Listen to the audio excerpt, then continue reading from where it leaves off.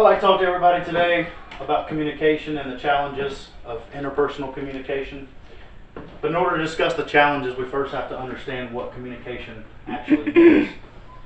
Several studies have shown that in a college environment, several students have been unable to give a concrete definition as to what communication actually is. So for the purposes of this presentation, we'll define communication as the transfer of information from one person to at least one other person. The two most commonly used forms of communication are verbal and nonverbal communication, which I'm sure you've all heard of, and it involves at least one sender, a message, and a receiver. Some communication models that are most commonly used, and this is just for the purpose of giving a visual for these models. The first one we have is the linear model here. This was created by communication theorist Harold D. Laswell in 1948. And it's suggestive that communication moves in a one-directive manner, meaning that, as you can see the arrows here going in one direction, there's a sender, the channel that the sender chooses to send the message, and then the receiver who receives it. The problem with this model is that without feedback, we are unable to understand whether or not our message was received, or if it was received and interpreted the way we had intended it to be. Then we have the transactional model, and the transactional model is quite the opposite. It actually insists that during communication we serve as both the sender and the receiver during the communication. The next model we'll look at is, in a study conducted by the Australian Institute of Professional Counselors in June of 2011, the three most identifiable features of an interpersonal communication were that it was inevitable. Communication it takes place whether we realize it or whether we want it to occur or not. It's irreversible, meaning that once a message is sent, there is no way to take that message back. It's gone. And that it's unrepeatable. Communication can never be duplicated. Instances change, feelings change, scenery, so many variables play into that message, and you will never be able to say that message with the intent that you had the very first time. It will never be interpreted the same by the person receiving it. So getting into some of the challenges of interpersonal communication, the first is noise. And noise is any interference that causes a message to be skewed from its original state.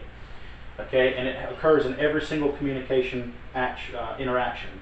And it can be internal or external. By internal, we mean any worries, any stresses, anything that you might be experiencing that draw your attention away from the interpretation of the message that you're supposed to be interpreting.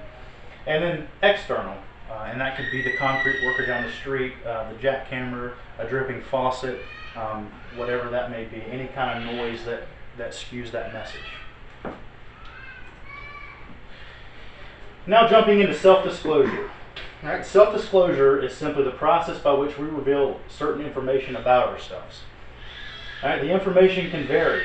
It can range from relatively safe to revealing personal information about ourselves. All right, it's important that we learn how to manage and gauge the amount that we disclose to another person as to prevent relationship deterioration and manage relational tensions. In a medically reviewed article by Kendra Cherry in November of 2012, she also tells us that when somebody tells us something deeply personal, we feel compelled or obligated to reciprocate, and that is defined as the norm of reciprocity. All right, jumping into some relational tensions. Relational tensions are simply just a constant struggle and balance between our natural instincts and what our wants are, or what our needs are. And the first one we'll look at is autonomy connection. Okay, we have a need to have a closeness with other people, yet we have the natural instinct to want to have our own space and identity.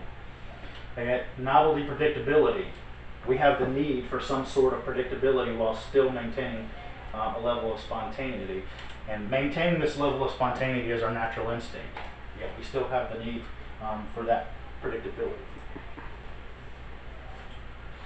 And lastly, openness, closeness. And this is our want to be honest with others while not revealing every detail about ourselves. It's our natural instinct to keep certain things private, no matter how close we are with somebody. So managing these relational tensions can be important, like I said, to prevent relationship deterioration and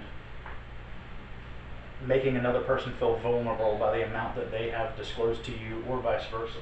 So these are just some of the most common relational tensions that pop up in communication, and I urge you to do some research after this presentation to learn how to manage those. Thank you.